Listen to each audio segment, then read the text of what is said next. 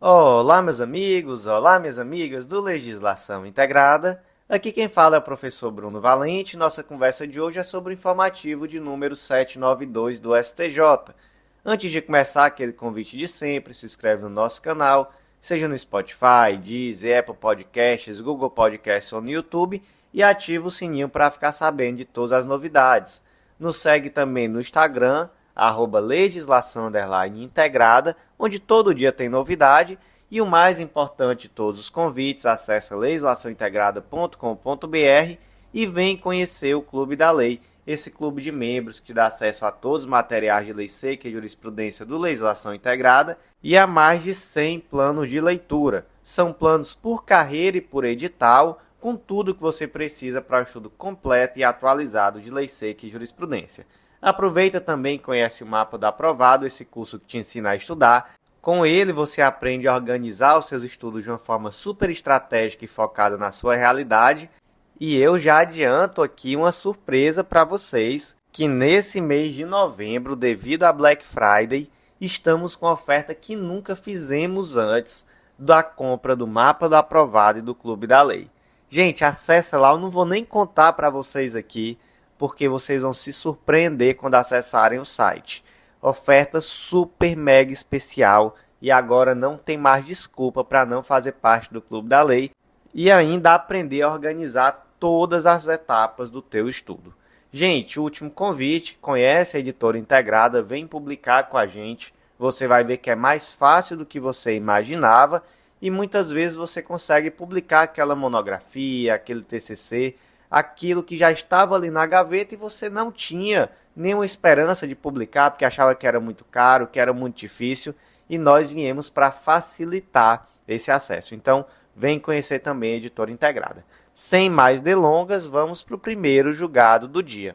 E o primeiro julgado de hoje é uma tese repetitiva, foi inserida no Código Penal, é o tema 1202 do STJ. No crime de estupro de vulnerável, é possível a aplicação da fração máxima de majoração prevista no artigo 71 caput do Código Penal, ainda que não haja a delimitação precisa do número de atos sexuais praticados, desde que o longo período de tempo e a recorrência das condutas permita concluir que houve 7 ou mais repetições. Vamos lá, gente. Essa tese vem para consolidar o entendimento que já vinha sendo manifestado pelo STJ repetidamente, inclusive em informativos. Eu comentei aqui julgados, por exemplo, no informativo número 559, no informativo 782, no Jurisprudência e Tese, edição 153, foi a tese 2. Então já era um tema pacífico. Mas de onde parte esse debate? Primeiro ele surge do debate se a continuidade delitiva do crime de estupro de vulnerável é a do caput, então aquela comum, ou se é a continuidade delitiva específica que está lá no artigo 71, parágrafo único. Primeiro ponto. Continuidade delitiva é uma ficção jurídica criada pelo legislador que tem o objetivo de melhorar a situação do réu. Então, aquele réu que pratica vários crimes nas mesmas condições de tempo, de lugar, maneira de execução, e esses crimes são da mesma espécie, ao invés de ele responder por todos esses crimes em concurso material, que seria o lógico, por uma ficção jurídica, ele tem então somente um aumento de pena. E aí no caput nós temos esse aumento que vai de 1/6 a 2/3, e no parágrafo único a pena pode ser aplicada até o triplo. O que é que difere o caput do parágrafo único? Que no parágrafo único nós temos uma situação onde o crime é doloso, contra vítimas diferentes e cometido com violência ou grave ameaça à pessoa. Então, aqui no crime de estupro de vulnerável, nunca vai ser a continuidade delitiva específica. Por quê? Porque a violência ou grave ameaça à pessoa do parágrafo único, que é a continuidade delitiva específica, é a violência real. Não pode ser a violência presumida, como é o caso aqui do estupro de vulnerável, onde o crime tem violência presumida. Certo. Outra diferença substancial. No CAPT, que trata da continuidade delitiva comum, o aumento é de 1/6 a 2/3, e o critério aqui é meramente objetivo. Então, se foram 2 crimes, aumenta em 1/6, 3 crimes, 1/5, 4 crimes, 1/4, 5 crimes, 1/3, 6 crimes, 1/2, 7 crimes, 2/3. É um critério meramente objetivo. No parágrafo único, que nós já vimos que não se aplica ao crime de estupro de vulnerável, nesse caso, há um critério objetivo e subjetivo. Então, você vai ver as circunstâncias do crime, aquelas mesmas bem parecidas com o que está lá no artigo 59 do Código Penal, e você vai ver também a quantidade de crimes. Então, é bem diferente a forma de aplicação. Mas, lembrando que no crime de estupro de vulnerável, nós olhamos para o CAPT. Então, o que importa é a quantidade de crimes. Aí vem aquela situação. O crime de estupro de vulnerável normalmente é um crime que acontece dentro de casa, contra criança, e não é possível precisar quantas vezes aconteceu. Às vezes a criança passa anos ali naquela situação, sendo abusada de forma constante. Quase sempre existe um modus operandi, então muitas vezes é quando a mãe da criança sai para trabalhar, ou então quando a mãe da criança sai para determinada circunstância, e aí o agressor fica sozinho dentro de casa. Mas não é possível precisar quantas vezes aconteceu, nem a criança teria muitas vezes a própria maturidade de conseguir compreender quantas vezes isso aconteceu.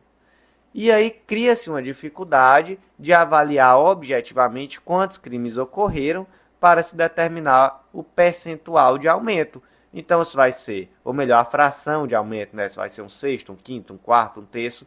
E aí, o que a jurisprudência diz? Que, olha, quando for razoável perceber que essa agressão aconteceu várias vezes no decorrer do tempo, então, várias vezes é mais que 7, não é?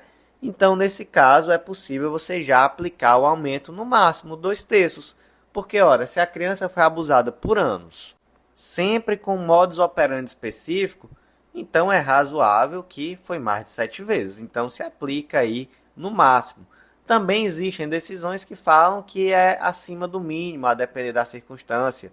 Mas se realmente percebe-se que foram muitas vezes, ainda que se não consiga precisar, você pode aplicar assim no máximo. E agora, inclusive, temos tese repetitiva sobre esse tema. Como é que ficou a tese, então? No crime de estupro de vulnerável, é possível a aplicação da fração máxima de majoração prevista no artigo 71 caput do Código Penal, ainda que não haja a delimitação precisa do número de atos sexuais praticados, desde que o longo período de tempo e a recorrência das condutas permita concluir que houve 7 ou mais repetições. Próximo julgado do dia inserido no Código Penal. E aqui temos mais uma tese repetitiva, tema 1166 do STJ, e a tese ficou da seguinte forma. O crime de apropriação indébita previdenciária, prevista no artigo 168-A, parágrafo 1º, inciso 1 do Código Penal, possui natureza de delito material que só se consuma com a constituição definitiva na via administrativa do crédito tributário, consoante o disposto na súmula vinculante 24 do STF. Primeiro ponto, que crime é esse? Está lá no artigo 168-A, parágrafo 1º, inciso 1. Nas mesmas penas de quê? Do crime de apropriação indébita previdenciária, incorre quem deixar de recolher no prazo legal contribuição ou outra importância destinada à previdência social que tenha sido descontada de pagamento efetuado a segurados, a terceiros ou arrecadada do público. Temos aqui uma pena de reclusão de 2 a 5 anos e multa. Controvérsia. Trata-se de um crime material ou trata-se de um crime formal? E aqui já adianto que o crime é material. Aplica-se aqui a mesma ratio da súmula vinculante 24. Não se tipifica crime material contra a ordem tributária previsto no artigo 1º, inciso 1 a 4 da Lei 8137 de 90, antes do lançamento definitivo do tributo. Então, aqui nesse caso, entende-se que existe a mesma ratio decidendi. Então, o crime aqui também é material. Ele só se consuma com a constituição definitiva na via administrativa do débito tributário. Então, não é tão somente a situação do indivíduo que deixa de repassar a contribuição previdenciária. É necessário que o débito tributário já esteja constituído definitivamente. E aí, qual o impacto disso principal? O impacto disso principal é acerca do termo inicial da prescrição, que foi exatamente o caso concreto aqui. Como o crime ele só está consolidado, ele só está praticado a partir do momento em que há a constituição definitiva do débito tributário na via administrativa, então, da mesma forma, o termo inicial da prescrição vai ser exatamente esse também. Só vai começar a correr a prescrição quando houver a constituição definitiva na via administrativa desse crédito tributário. E aí, nenhum dos casos concretos específicos que levaram à edição dessa tese foi exatamente isso que aconteceu e o crime não estava prescrito por isso. Porque caso se considerasse o termo inicial, o momento em que houve a apropriação, propriamente dita, em que o indivíduo deixou de repassar o valor, aí já estaria prescrito. Mas no caso concreto, não. O termo inicial foi considerada a data da constituição do débito tributário. Então, como é que ficou aqui a tese? O crime de apropriação indébita tributária previsto no artigo 168-A, parágrafo 1º, inciso 1 do Código Penal, possui natureza de delito material que só se consuma com a constituição definitiva na via administrativa do crédito tributário, consoante o disposto na súmula vinculante 24 do STF. Próximo julgado do dia inserido na Lei de Execução Penal, Lei nº 7.210 de 84, e a tese repetitiva tema 1208 do STJ. A tese ficou da seguinte forma: a reincidência pode ser admitida pelo juízo das execuções penais para análise da concessão de benefícios, ainda que não reconhecida pelo juízo que prolatou a sentença condenatória. Gente, imagine a seguinte situação. Imagina que o mévio é reincidente, mas o juiz, no momento de proferir a sentença condenatória, não percebeu. Descuido mesmo, não percebeu a reincidência. Então, por exemplo, não aplicou a agravante na segunda fase da dosimetria, enfim, nenhum daqueles efeitos decorrentes da reincidência foi aplicado no momento de proferir a sentença. Acontece que o juiz da execução, quando o processo chegou até ele, o que ele fez? Ele passou a reconhecer essa reincidência no momento de avaliar os benefícios da execução penal. Então, por exemplo, o mévio teve um percentual maior para a progressão de regime, teve um percentual diferente para o livramento condicional e etc.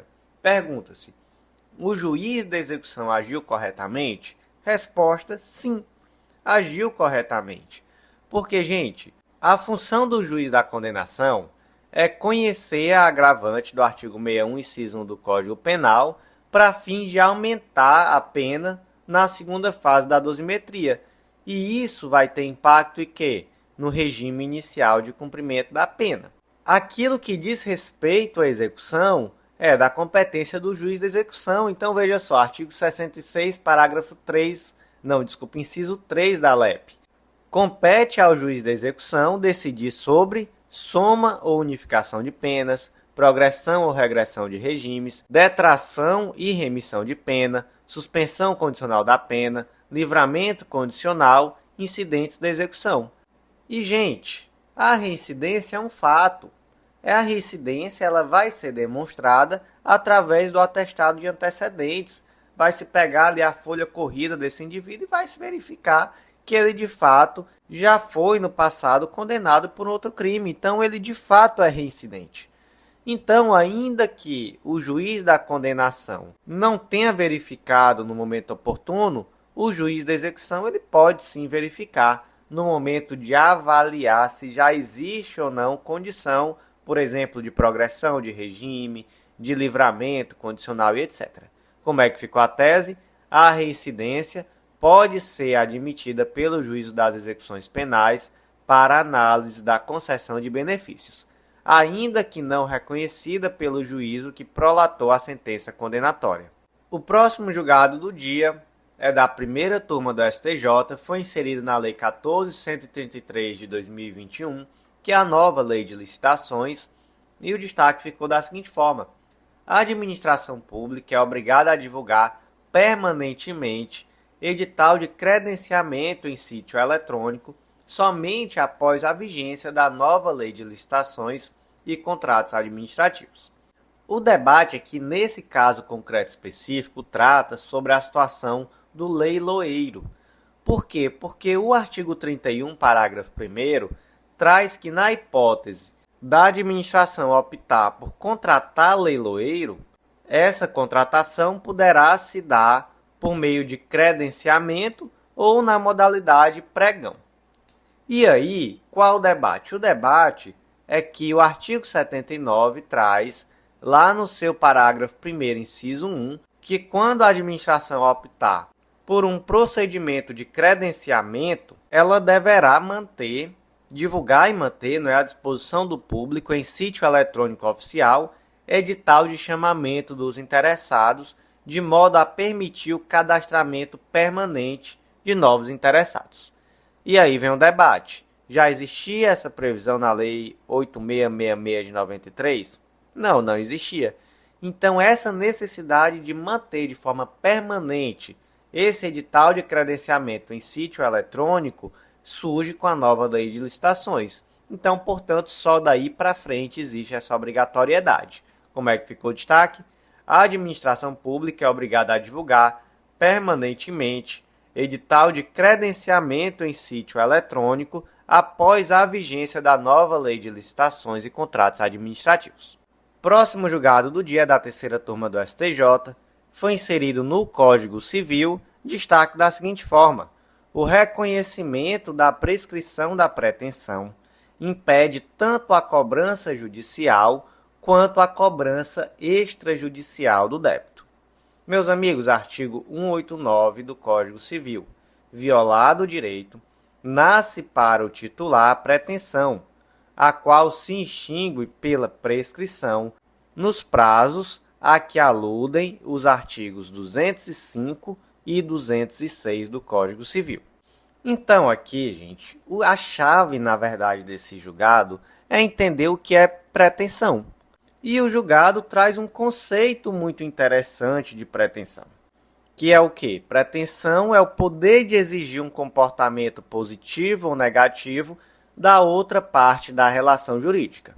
Gente, é como se o direito ele surgisse estático, mas a partir do momento em que o indivíduo, além de ter o direito, passa a ter também a possibilidade de exigir um comportamento, seja positivo ou negativo de outrem, esse direito que é estático se torna dinâmico. Então, ele passa a ter também uma pretensão. Esse é o ponto 1. O ponto 2 é que pretensão não se confunde com direito de ação. Inclusive, antes do Código Civil de 2002, existia esse debate doutrinário se pretensão era a mesma coisa de direito de ação. E não é. A pretensão é mais ampla. O direito de ação é somente um viés da pretensão. Por quê? Porque a pretensão também traz a possibilidade de agir extrajudicialmente. Então, por exemplo, eu tenho o direito de receber um determinado valor do Joãozinho no dia 10 de novembro. Chegou o dia 10 de novembro, Joãozinho não me pagou, aí esse meu direito, que até então era estático, se torna um direito dinâmico. Então eu passo a ter também uma pretensão. Essa pretensão é dinâmica. Qual é a pretensão? É a de cobrar Joãozinho. Mas essa pretensão, ela pode se dar pela via extrajudicial. Então eu posso notificar Joãozinho, dizer Joãozinho me pague, ou eu posso inclusive propor uma ação judicial. E então, como nós vimos, a pretensão não nasce junto com o direito necessariamente. Nesse caso concreto, a pretensão nasceu quando? Quando houve um descumprimento do Joãozinho de pagar aquele valor acordado. Então, no dia do vencimento, ele não pagou, surgiu a pretensão de cobrar. E ela morre, né? Quando é que a pretensão morre? Primeiro, claro, quando ela alcança seu objetivo. Então, Joãozinho me pagou, não tenho mais pretensão. Mas ela também pode ser fulminada pela prescrição. Então, correu o prazo prescricional, a pretensão morreu, ela deixou de existir. É um termo meio atécnico, né? Morreu. Mas eu acho que expressa bem, né? A pretensão deixou de existir a partir do momento em que houve a prescrição. E aí, como a pretensão não se confunde com o mero direito de ação, se houve a prescrição, não é possível mais a cobrança nem judicial, nem extrajudicial. Esse é o ponto do julgado, tá? Então, houve prescrição. Eu posso continuar cobrando o meu credor extrajudicialmente? Não, não posso. Inclusive, em certos casos, isso pode dar até dano moral. Mas aí eu também vou aqui diferenciar outra situação, tá? A prescrição, ela fulmina a pretensão. Mas imagina que o Joãozinho, ele devia ao José, e aí essa dívida prescreveu, mas mesmo assim o Joãozinho foi lá e pagou. Voluntariamente, não é que o José ficou cobrando ele, voluntariamente foi lá e pagou. Mas aí ele chegou em casa, contou para a esposa dele, todo feliz, disse: amor, sabe aquela dívida que eu tinha de 10 anos atrás? Finalmente eu consegui, juntei o dinheiro e paguei. E aí ela disse: você é burro, você pagou uma dívida prescrita, vá lá e peça o dinheiro de volta. E aí, ele pode pedir o dinheiro de volta? Pode não, ele não pode pedir o dinheiro de volta porque o direito não morreu. O direito permanece mesmo após a prescrição. O que morre é a pretensão. Então você já não pode cobrar. Mas se o indivíduo voluntariamente pagou, que bom, que felicidade, recebi aqui um dinheiro que estava perdido, que eu já nem podia cobrar sequer extrajudicialmente. Então, a partir do momento que ele paga também, voluntariamente, não é mais possível exigir de volta esse valor. Meus amigos, como é que ficou aqui o destaque do julgado? O reconhecimento da prescrição da pretensão impede tanto a cobrança judicial quanto a cobrança extrajudicial do débito. Próximo julgado do dia é da 4ª turma do STJ, foi inserido no Código de Defesa do Consumidor, destaque da seguinte forma: a publicidade do tipo puffing, cuja mensagem enaltece o fato de um aparelho de ar-condicionado ser silencioso, não tem aptidão para ser fonte de dano difuso, pois não ostenta qualquer gravidade intolerável em prejuízo dos consumidores em geral. Meus queridos, o que é puffing? Puffing é uma estratégia publicitária de exagerar. Então, uma certa vez eu comentei aqui um informativo que trazia também uma situação de puffing, onde eu trouxe a chamada: o legislação integrada é o melhor material do mundo. O que é isso? É uma verdade, primeiro, né, obviamente. Mas isso é uma estratégia de puffing. Porque ser o melhor curso do mundo é algo que, vamos lá, né? É algo que é extremamente subjetivo. É o melhor curso do mundo para quem? Para mim é o melhor, porque sou eu que produzo os materiais, então tenho uma ligação afetiva, eu gosto, eu tenho uma confiança no trabalho. Se perguntar para a mamãe, vai ser o melhor ainda, porque é o filho dela que faz. Então, para ela, sim, é o melhor do mundo, sem nenhuma dúvida. Mas se eu perguntar para alguém que estuda para concurso, ele pode dizer: não, eu gosto do material, mas o melhor não sei, tem outro material que é melhor em tal coisa, ou então no meu momento de vida outro material me atende em determinada circunstância. Então, enfim, é subjetivo, né? É algo subjetivo. Mas se eu faço a propaganda: o legislação integrada é o melhor material do mundo, essa propaganda é abusiva? Não, essa propaganda não é abusiva. Ela simplesmente exagera uma qualidade com um objetivo publicitário, mas que não tem o condão de gerar uma dúvida razoável no consumidor comum, no homem médio, digamos assim. Então eu imagino que aquela pessoa que está estudando para concurso, ela não vai necessariamente acreditar, comprar a ideia de que o Legislação Integrada é o melhor curso do mundo, simplesmente porque ela viu uma arte publicitária dizendo é o melhor curso do mundo. Ela pode depois ter acesso ao material e gostar e dizer, é bom, gostei, mas isso daí é só uma chamada. Ela não vai levar isso para o lado literal. Pelo menos não é o que se espera. E é por isso, gente, que o puffing não é uma estratégia abusiva. O puffing, na verdade, ele é muito utilizado.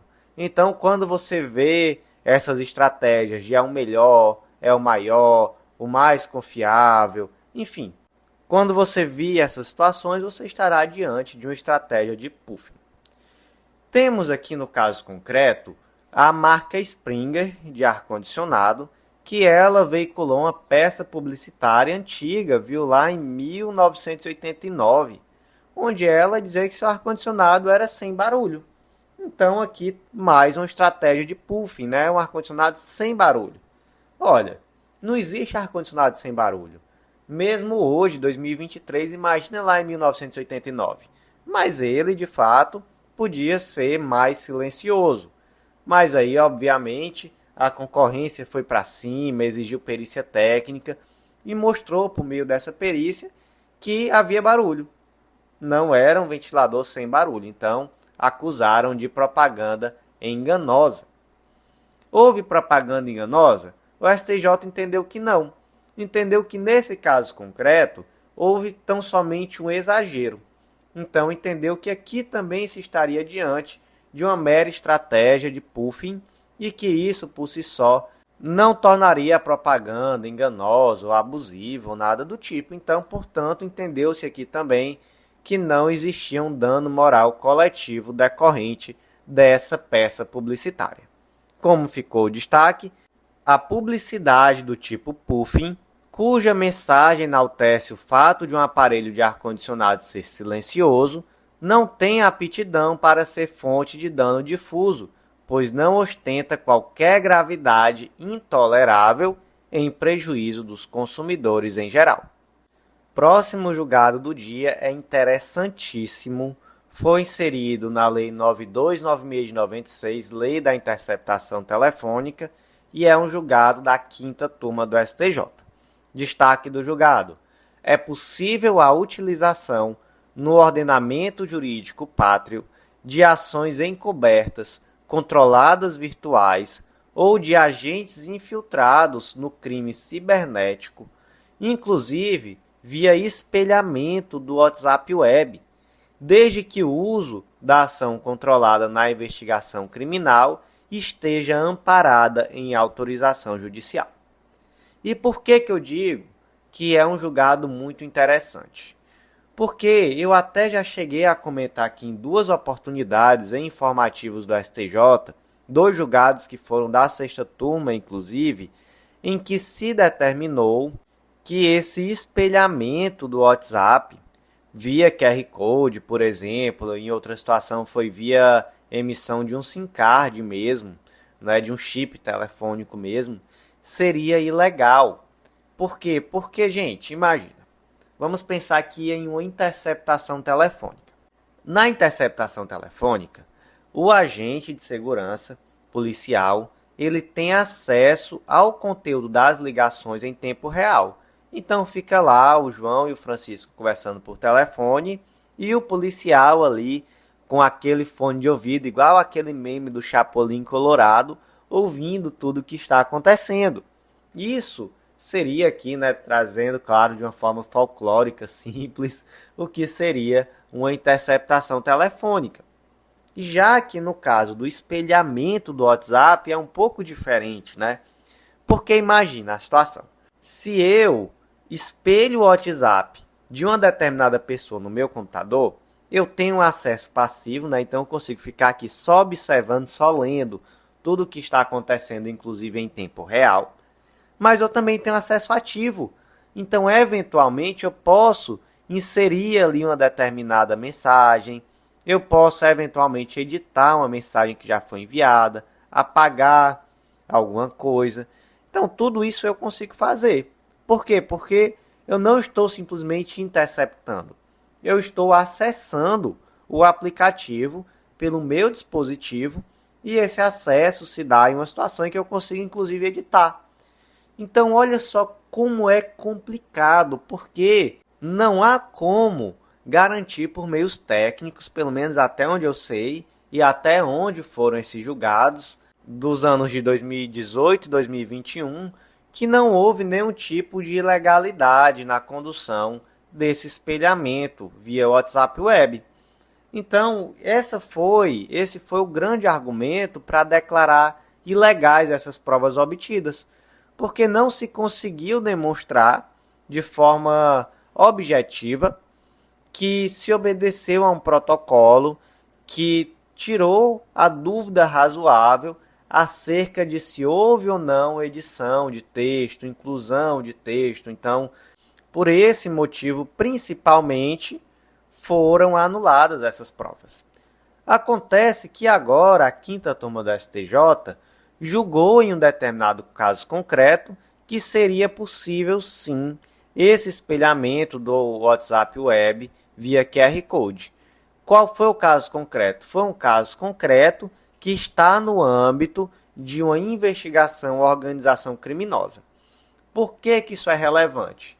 Porque se entendeu que, na verdade, essa situação de espelhamento do WhatsApp Web, ela não é simplesmente uma interceptação telefônica. Ela é, na verdade, um megazord, digamos assim. Ela é um misto. Ela é metade interceptação telefônica, metade infiltração de agentes. E a infiltração de agentes ela está prevista lá no artigo 10A da Lei da Organização Criminosa. Então esse foi o ponto, sabe? Aqui não se tratava de um mero crime comum, aqui era um crime em âmbito de organização criminosa, onde existe um arcabouço legislativo que permite inclusive a infiltração de agentes. Então é com base nisso que se entende aqui que seria possível inclusive o espelhamento do WhatsApp Web. Por quê? Porque seria um misto de infiltração de agentes com interceptação telefônica. Gente, eu considero um julgado polêmico. Não estou dizendo que eu concordo ou que eu discordo, mas eu entendo que é polêmico. Temos aqui argumentos muito fortes para os dois lados. Por um lado, eu vejo que existe aqui uma proporcionalidade, até mesmo na medida, já que se trata de uma investigação contra a organização criminosa, mas, por outro lado, eu sinto falta da existência de um protocolo específico que garanta, de fato, a fidelidade dessa prova, porque é muito perigosa essa situação em que o agente da polícia tem acesso não só ao conteúdo da mensagem, mas pode editar, pode enviar mensagens, pode agir ali como um agente induzidor. E assim, infiltração de agente, vamos lá, né? Eu não sei se isso é bem uma infiltração de agente, porque o agente infiltrado ele está ali como fingindo ser uma pessoa que não existe, né? Uma pessoa fictícia. Ele assume ali uma identidade e se infiltra em uma determinada organização criminosa. Já nesse caso concreto aqui, não é bem isso que está acontecendo, né?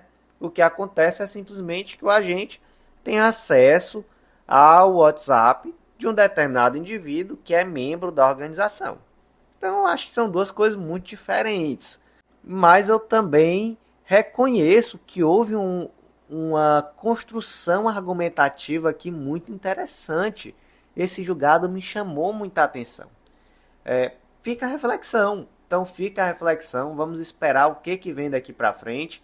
Ainda é algo muito polêmico.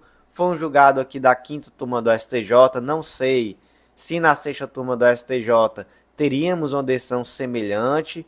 Em um caso assim, caso alguém conheça um julgado nesse sentido da sexta turma, pode me enviar que eu agradeço. Caso alguém saiba se já existe esse protocolo no âmbito da Polícia Federal, por exemplo, que garanta aí uma fidelidade dessa prova que está sendo obtida, também agradeço. Eu acho que é esse debate que constrói, esse debate que amadurece as ideias, mas eu até vejo já isso aqui como uma evolução em relação àquilo que foi decidido lá nos anos de 2021 e em 2019. Vamos lá, como é que ficou aqui o destaque?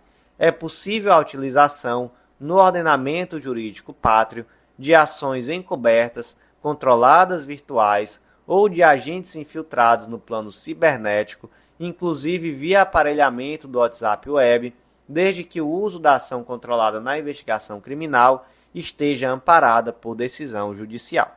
Próximo julgado do dia inserido no Código de Processo Penal destaca da seguinte forma: é inviável fixar na esfera penal indenização mínima a título de danos morais sem que tenha havido a efetiva comprovação do abalo à honra objetiva da pessoa jurídica. Essa decisão também é interessante, tá?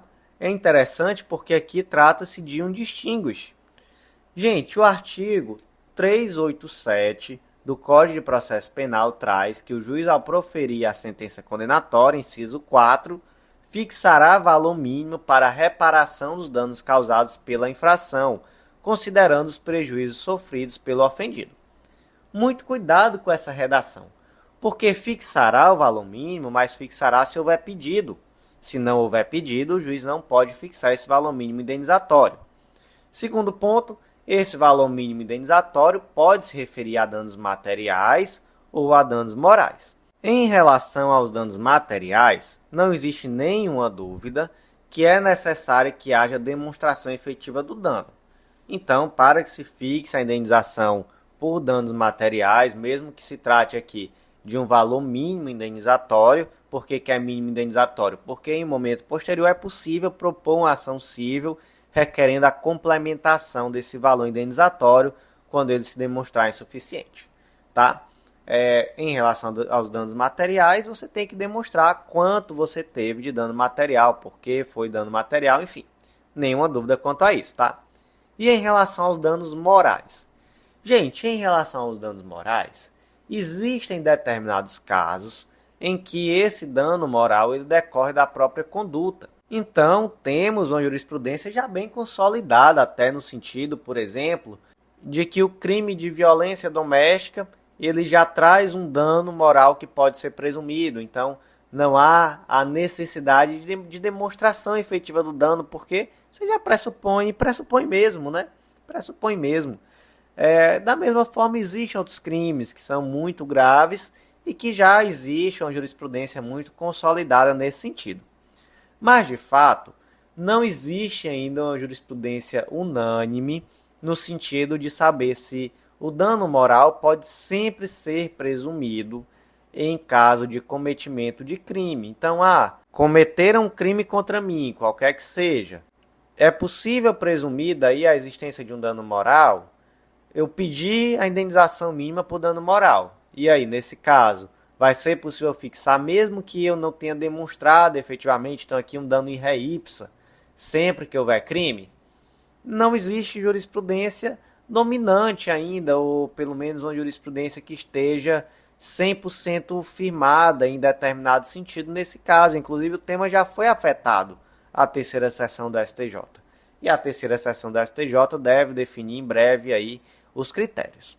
Mas aqui nós fazemos um distinguish para determinar que, se a vítima for pessoa jurídica, aí esse debate nem existe, tá? Esse debate aqui é para pessoa física. Pessoa jurídica pode sofrer dano moral? Pode. Pessoa jurídica pode sofrer dano moral quando o crime afeta a imagem e a honra da empresa. Mas esse dano moral é presumido? Não é. Não é. Então é necessário que se demonstre efetivamente abalo à honra objetiva da empresa. E aí, nesse caso, sim, é possível a fixação de dano moral em valor indenizatório mínimo quando a vítima for empresa. Mas não existe isso de dano presumido, tá? Dano moral contra a empresa não é presumido, inclusive aqui na esfera penal. Então é necessário demonstrar. Então o distinguish é esse. Em relação à pessoa física, é necessário demonstrar a existência de um dano, ele pode ser presumido. Existe divergência doutrinária. Em alguns crimes, nem existe mais a divergência. Já está muito claro na jurisprudência que pode ser, sim, presumido, melhor dizendo, esse dano moral. Em outros casos, ainda existe uma divergência. Mas pessoa jurídica não, tá? E só para fechar aqui, tá, gente? No caso concreto, o Tribunal de Justiça do Estado, para usar aqui um termo, ele garoteou, digamos assim. Ele trouxe uma argumentação muito complicada, porque ele fixou os danos morais indenizatórios, né, o valor mínimo indenizatório, alegando que não existiria qualquer elemento que afastasse a ofensa à esfera íntima do ofendido. Só que a esfera íntima do ofendido era uma empresa. A empresa não tinha esfera íntima. Então, realmente, tratou-se aqui de um erro crasso do Tribunal de Justiça do Estado de Minas Gerais. Mas eu tenho certeza que vão dizer que foi o estagiário que redigiu o acórdão. Não duvido. Vamos lá, como é que ficou aqui o destaque? É inviável fixar na esfera penal indenização mínima a título de danos morais, sem que tenha havido a efetiva comprovação do abalo à honra objetiva da pessoa jurídica. Próximo julgado do dia, que é também o último julgado de hoje, foi inserido na Lei de Execução Penal, Lei número 7.210 de 84.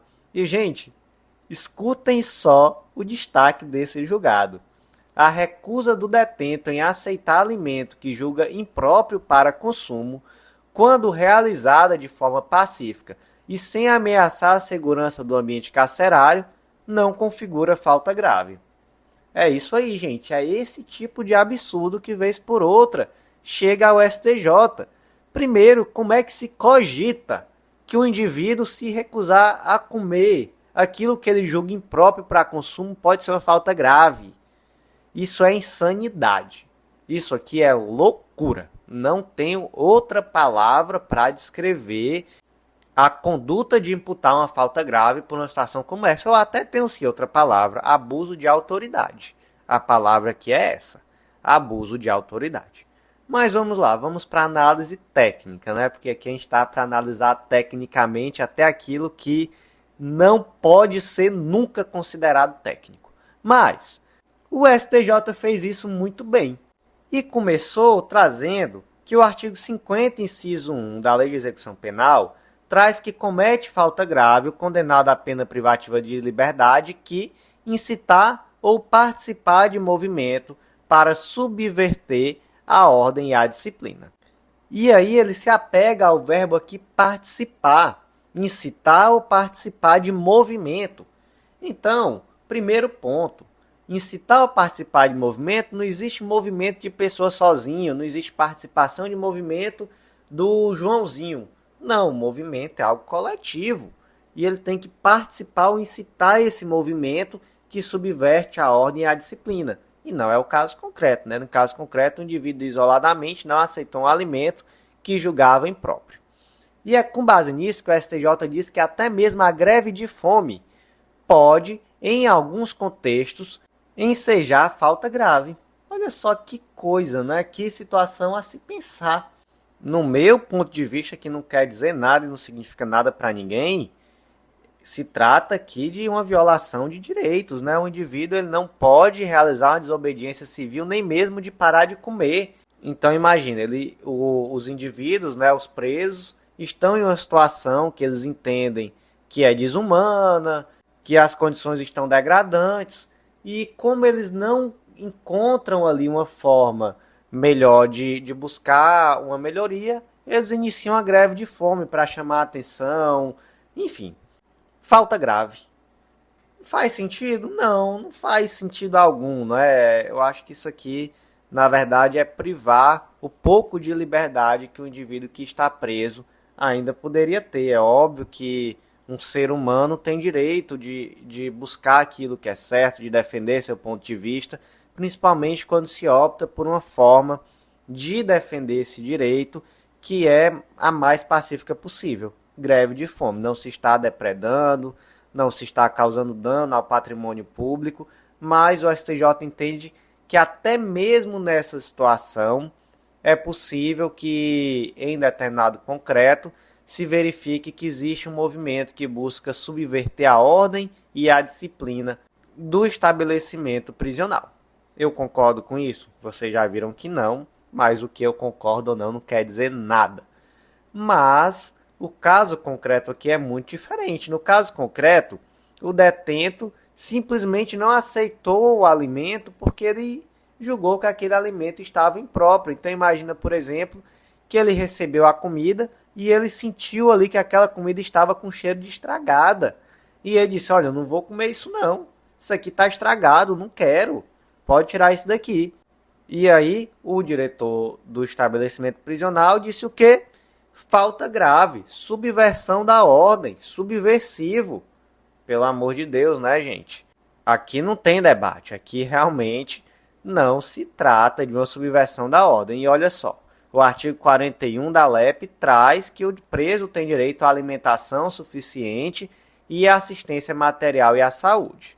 Mais do que isso, tá, gente? O STJ entendeu que isso representa o exercício de um direito de liberdade de expressão e de preservação da própria dignidade do preso, já que, de fato, obrigar uma pessoa a comer uma comida que ele julga que está imprópria para o consumo e que pode fazer mal à sua própria saúde, isso de fato desumaniza. Então isso é tão absurdo que isso é algo que nunca deveria precisar chegar ao STJ. Então, como é que ficou aqui o destaque do julgado? A recusa do detento em aceitar alimento que julga impróprio para consumo, quando realizada de forma pacífica e sem ameaçar a segurança do ambiente carcerário, não configura falta grave. Meus amigos, por hoje foi isso. Eu agradeço a você que ouviu até o final. Vou te fazer um convite especial aqui rápido. Acesse legislaçãointegrada.com.br. Estamos no mês de Black Friday. Vai ser o mês de novembro inteiro de super promoções. Então aproveita a oportunidade de adquirir junto Clube da Lei e Mapa do Aprovado. Vê lá a melhor oferta que nós já fizemos na história. Melhor desconto da história está disponível durante todo o mês de novembro de 2023. Então aproveita, o Clube da Lei vai te dar acesso a todos os materiais de lei seca e jurisprudência do Legislação Integrada, mais de 100 planos de leitura, um material semanalmente atualizado por esses mesmos informativos que eu comento aqui em formato de áudio, e o Mapa do Aprovado vai te ensinar a organizar teus estudos de uma forma super estratégica, com autonomia e muito pautado na tua realidade. Então, são dois materiais que têm muita simbiose e que conjugados vão te ajudar demais, eu tenho certeza. E, gente, o último convite, aproveita também, conhece a Editora Integrada, você vai ver que publicar é mais fácil do que você imaginava. Às vezes você tem aí uma monografia, um TCC na gaveta, e você ainda não teve a oportunidade de publicar, você achava que era muito difícil, que era muito caro, e nós estamos aqui para mostrar que não é. Nós estamos aqui para lhe ajudar também nessa etapa tão avançada do seu concurso público. Então, por hoje foi isso. Eu agradeço a você que ouviu até o final. Até a próxima.